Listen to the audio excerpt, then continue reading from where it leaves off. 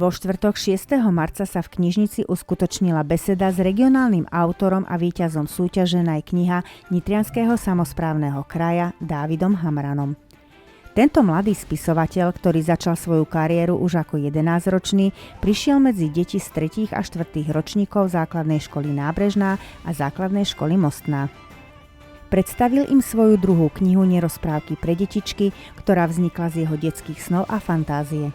Dnes sme sa stretli v knižnici, aby sme tu spoločne zažili takú fantastickú besedu práve o knižke Nerozprávky pre detičky. Koľko rokov už píšete? No už je to vyše 20 rokov, pretože som začal, keď som mal 11. Dávid, ktorý začal písať v mladom veku, nám na besede porozprával, ako vznikol jeho prvý príbeh. Vzniklo to z detskej hry s bratom, keď sme si predstavovali, aký skvelý film by sme mohli natočiť, keby sme mali veľa peňazí. Keďže sme žiadne peniaze nemali, napadlo mi, že príbeh napíšem, pretože na písanie stačí iba kreativita a výdrž. Spomínal autor. Nerozprávky pre deti, knižka, ktorá vyšla ako prvá pre 2. stupeň základných škôl, tak ona aj získala ocenenie vlastne najlepšej knihy Nitrianskeho kraja za rok 2023. Tá knižka je písaná takým dobrodružným štýlom. Sú tam rozprávky, ktoré sú dobrodružné, fantastické a aj romantické, ale zároveň sú trošku strašidelné, pretože ja keď som mal 11 rokov, tak práve takéto príbehy som mal veľmi rád a chcel som napísať niečo také, čo by si mohli decká, ktoré majú radi také dobrodružstvo a fantastiku, okorenenú trošku takým strašidelnom, vychutnať, takže práve pre ne a preto. Nová kniha, ktorú ste vydali minulý rok, nadväzuje na víťaznú? Nová kniha Nerozprávky pre detičky je venovaná 1. stupňu a ona, áno, nadväzuje, v určitom zmysle nadväzuje, pretože všetky nerozprávky, ktoré vyšli a ktoré výjdu, nejakým spôsobom spolu súvisia.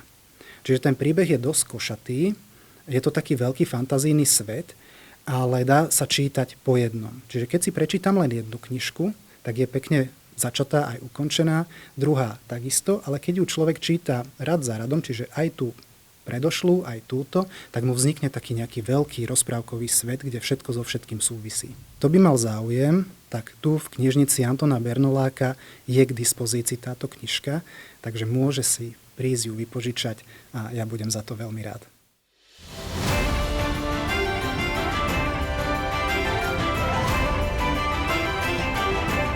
Volám sa Stella Habrmanová, som tretiačka a chodím na základnú školu Mostnú. Páčila sa ti dnešná prednáška? Áno. A čo najviac? No asi to losovanie z klobúka. Čo si z tejto prednášky zapamätala? Kniha Nerozprávky pre deti vyhrala cenu za najlepšiu knihu Nitrianskeho samosprávneho kraja. Volám sa Naďa Šupáková. Koľkatačka si? Tretiačka. Čo hovoríš na tie aktívne hry, ktoré tu boli? Boli super. Volám sa Christopher Galamboš a chodím do 3. triedy. Aké knižky čítaš rád? Napríklad Levandovský je macher, Ronaldo je macher a Messi je macher. Volám sa Lauri Feketeová a som z triedy 3. A. Čo hovoríš na tú prednášku, čo dneska bola a na tie hry, ktoré ste dneska hrali? No, ja hovorím, to bolo super. Rada čítaš knižky? Áno. A aké? Rada nejaké rozprávkové o koňoch, trebárs, také zaujímavosti. Ja som Tereska Matušková a som z 3. A z Mostnej školy a rozmýšľam nad tým, či by som nebola spisovateľka, lebo mám celkom rada knižky, čítanie mi veľmi ide a už mám pár návrhov na moje knihy. Inšpirovala ťa dnešná prednáška, alebo už dávnejšie si nad tým rozmýšľala? Už skôr dávnejšie, ale dnešná prednáška bola ešte k tomu viac. Deti mali možnosť nielen počuť ukážky z tejto knihy, ale aj zapojiť sa do zábavných aktivít, ktoré preverili ich pamäť, odvahu a schopnosť spolupracovať. Dávid Hamran tak deti nielen bavil, ale aj ukázal, že na to, aby človek mohol vytvoriť niečo hodnotné, nepotrebuje mať obrovské prostriedky, ale predovšetkým srdce a vytrvalosť.